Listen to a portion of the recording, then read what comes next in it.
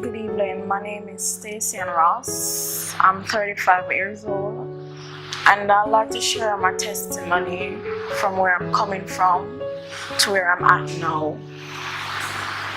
As a child, I was molested by my family. I didn't grow with my father, basically I grew with my mom. My mom and my dad split when I was young, so I was brought up by my stepdad.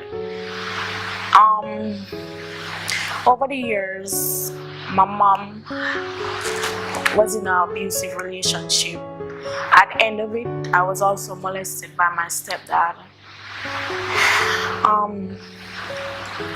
Trust has been a hard thing for me, but because the lacking of a dad and the mistrust of trusting in someone at that young age and your whole life, because the breaking of your parents, it was really hard. So I went through life depending on friends, people outside my family, because to me everybody in my family was like a danger in certain ways.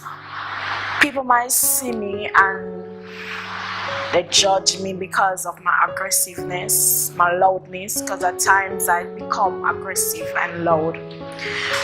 Over the years, because of the lack of a father, a mom that never really cared about us, not gonna say she didn't love us, but she wasn't a strong person because of what happened during her life. She wasn't there.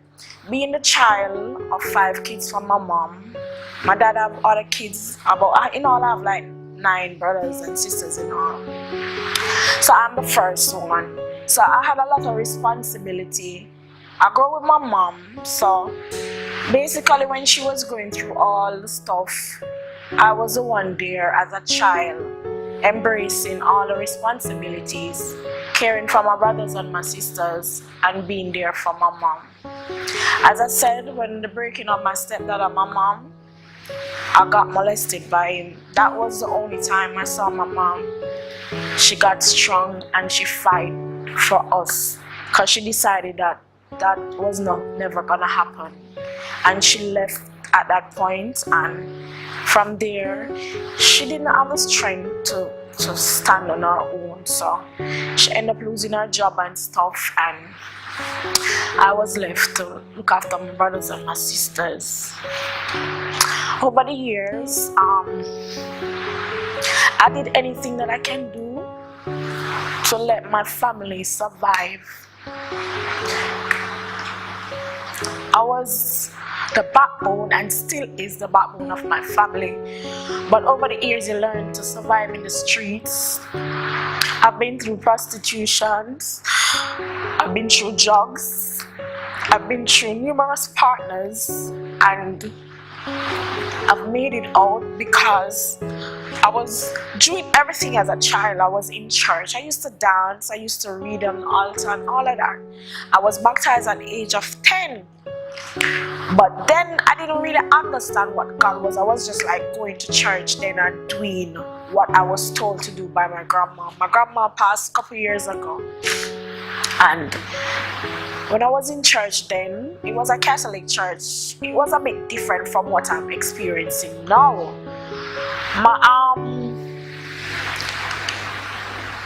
At the age of about 16, when I left high school, because I left high school at 16, I graduated and stuff, and I met some friends in New Kingston at a carnival party. And from there, I got a job in a bar at Chelsea. I was just lucky. I wouldn't call it luck, I call it the grace of God. I was placed in a job where I got an apartment, and from there I fend for myself and I provide for my brothers and my sisters and my mom. Because my mom was in and out of job. She wasn't really steady. From there I met a man. I went abroad. I lived abroad for 5 years. He became so abusive. I always said I never want to experience the stuff that my mom did, but I started experiencing these things, and I was beaten. I had everything I wanted, but it was an abusive relationship where I was beaten, I was dragged from, it was hard. I have a scar now for life because I got a cut in my face from this man. When I decided to leave, he said I couldn't leave him, he was going to kill me. So I started talking to somebody, and my friend, I had this friend that I know for ages. We grew up together across from the road, and when I was in England, I sent for her, and she come up and we were there together, and she planned with this guy to tell him, knowing that he was abusive to me and knowing the stuff that he was doing to me, and I wanted to leave, and I was talking to somebody. She planned with the guy, and he came, and I was in the hospital. He beat me. My face was cut. I got 35 stitches inside and about 15 outside. I just left with a little scar. If you don't really look, you won't see the scar. My teeth, as the cut that I got, it broke my teeth, and right now I don't put them back in because a lot of times I get the opportunity to do it, I don't do it because it kind of reminds me of where I'm coming from. So it's not that I can't fix it, I just never choose to fix it over the years. And cut a long story short, I come back to Jamaica and I got mixed up in a lot of stuff. As I told you, I was on the road with friends, was just looking the money until I start partying. I start going out, start drinking, I get addicted to alcohol. And I went back to Denham Town last year, and I met this girl that I used to roll with a long time named Musu. And she brought me to this church. Over the years, I always have this zeal to go back into church, but I never really can find a church that fitted what I was feeling. But I was there, and this minister lady was there at the time, and she were talking, and she said to me, Stacy, a lot of people try to hurt you, and she talk about the stuff that is happening in my life, and I can tell you that she prophesied a lot of things over my life. And she said, God is allowing you to experience these things because one day you're gonna stand and you're gonna talk about your life, and it's gonna do a lot for people. Anyway, I didn't really understand what she was saying, and she told me that I was gonna go to China and all of that, and eventually I went to China, and she said if I don't give my life to God, all of that what I'm gaining there, I'm gonna lose it. Anyway, when I got to China and came back last year, April, and in China I found out that the guy I was talking to at the time was actually seeing, I've been with this guy for 8 years, he was actually seeing somebody else with me during that relationship. It tore me apart. It almost caused me to commit suicide. I actually cut myself, but the cut wasn't deep enough to cause any hurt, any drastic damage to my nerves. It healed back, and it hasn't left a scar or anything, but some people would have said the things that I've been through in my life was luck, but it's not luck. This friend of mine, I owned a bar last year. I closed it down now, and it's a pastry shop.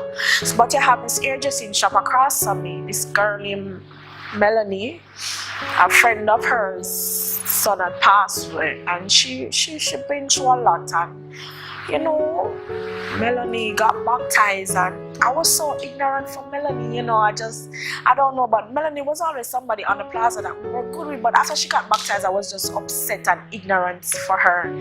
One day, eventually, I went in the shop and sit down, and she was there talking about God, and she talked about this church when she come fasting in Portmore.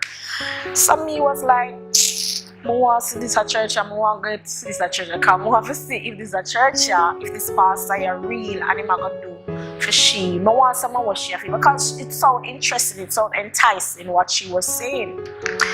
So the Wednesday was an Ash Wednesday in February of this year. We closed up the bar. I got my 2 bartenders. I picked up my next friend in Portmore, Sheena, and we came to the church. It's when God ready for you. Trust me, there is nothing that even you can do to stop the flow of God's grace and God's conviction. From the moment I came through Freedom Evangelical Association door and I sat there, I was just like under some serious conviction from that day. And I got baptized the same day. And believe you me, I have lost a lot. The lifestyle that I was living in got me bankrupted. I've been owing a lot of people looking for me. I couldn't go to my business place. A lot of stuff was happening. I got baptized and I came here and I met some I can't even describe the people that I have met here, and they have been such help to me, especially Melanie, Crystal, Tanisha. A lot of them has been such an inspiration to me. And I've been here. I'm not gonna tell you that being a Christian, my life has changed in a way that I don't have trials and I don't have tribulation. But what I have God in my life, and He is there with me now. And I am learning as I go how to have faith in Him and how to rely on Him and how to seek Him for everything that I want. So that's my testimony to you out there, and I'm just encouraging you to find yourself in a church. You are welcome to come to our church and experience the flow of the Holy Spirit here, and to just to get some of what we are having here and what we are experiencing here. And don't wait on your life to be at the ending of something, or you're back to be on somewhere before you see God. He's there and He's asking all of you to come to Him. Yeah? Don't wait on your time, be on God's time. And that's all I have to say. God is there for us, and we just have to give in our life to God.